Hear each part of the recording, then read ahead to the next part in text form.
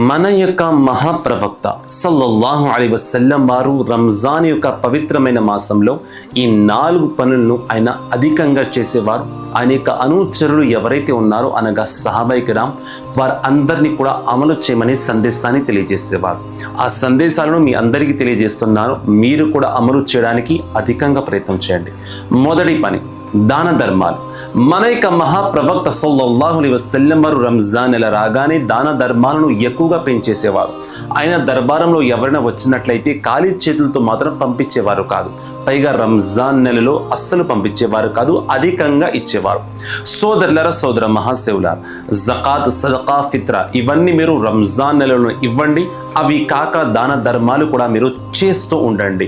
సోదరులారా, పేదవారు మీ వలన ఈద్ జరుపుకున్నట్లయితే, వారి పెద్దాలలో మీ వలన చిరునవ్వు వచ్చినట్లయితే మహాప్రవక్త సల్లల్లాహు అలైహి వసల్లం వారి యొక్క సున్నత్ పైన అమలు చేసిన వారు అవుతారు.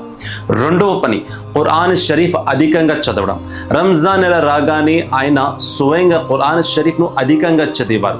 బీబీ ఆయిషా సిద్దికా రదియల్లాహు తఆలా అన్హా వారి యొక్క ఉల్లేఖన ప్రకారంగా మహాప్రవక్త వారు ప్రతిరోజు రాత్రి సమయంలో జాగారాలు చేసుకుంటూ ఆయన ఖురాన్ షరీఫ్ చదివారు. ఈ పవిత్రమైన మాసంలోనే ఖురాన్ షరీఫ్ అవతరింపబడింది. రంజాన్కి మరియు ఖురాన్కి ఎంతోగానో లింక్ ఉంది. రంజాన్ నెలలో ఖురాన్ చదివినట్లయితే అధికంగా పుణ్యం. మూడవ పని ఆయన ఆరాధన ఎక్కువగా చేసేవారు. సోదరులారా, ఖురాన్ షరీఫ్ చదువుతూ రంజాన్ యొక్క పవిత్రమైన మాసంలో తహజ్జుద్ నమాజ్తో పాటుగా నఫల్ నమాజ్ను చేస్తూ ఉండేవారు. ఈ యొక్క పవిత్రమైన మాసంలో స్పెషల్ నమాజ్ ఉంటుంది, అనగా తరావీ నమాజ్.